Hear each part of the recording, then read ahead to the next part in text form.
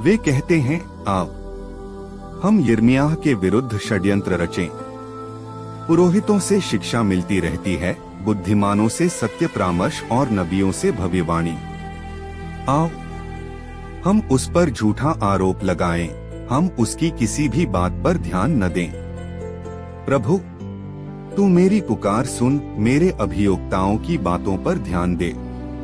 क्या भलाई के बदले बुराई करना उचित है?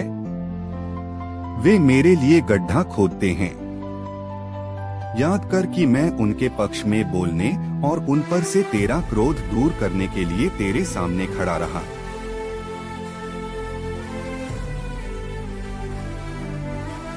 ईसा यरूशलेम के मार्ग पर आगे बढ़ रहे थे। 12 को अलग ले जाकर उन्होंने रास्ते में उनसे कहा, देखो हम यरूशलेम जा रहे हैं। मानव पुत्र महायाजकों और शास्त्रियों के हवाले कर दिया जाएगा। वे उसे प्राणदंड की आज्ञा सुनाकर गैर यहूदियों के हवाले कर देंगे, जिससे वे उसका उपहास करें, उसे कोड़े लगाएं और क्रूस पर चढ़ाएं, लेकिन तीसरे दिन वह जी उठेगा। उस समय जेबेदी के पुत्रों की माता अपने पुत्रों के साथ ईसा के पास आई और उसने दंडवत कर उनसे एक निवेदन करना चाहा। ईसा ने उससे कहा, क्या चाहती हो? उसने उत्तर दिया, ये मेरे 2 बेटे हैं। आप आज्ञा दीजिए कि आपके राज्य में एक आपके दाएं बैठे और एक आपके बाएं। ईसा ने उनसे कहा, तुम नहीं जानते कि क्या मांग रहे हो। जो प्याला मैं पीने वाला हूँ, क्या तुम उसे पी सकते हो? उन्होंने उत्तर दिया, हम पी सकते हैं।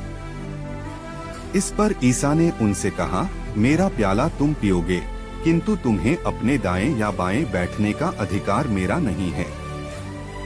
वे स्थान उन लोगों के लिए हैं, जिनके लिए मेरे पिता ने उन्हें तैयार किया है। जब 10 प्रेरितों को यह मालूम हुआ, तो वे दोनों भाइयों पर क्रुद्ध हो गए। ईसा ने अपने शिष्यों को अपने पास बुलाकर कहा, तुम जानते हो कि संसार के अधिपति अपनी प्रजा पर निरंकुश शासन करते हैं और सत्ताधारी लोगों पर अधिकार जताते हैं। तुम में ऐसी बात नहीं होगी। जो तुम लोगों में बड़ा होना चाहता है, वह तुम्हारा सेवक बने, और जो तुम में प्रधान होना चाहता है, वह तुम्हारा दास बने।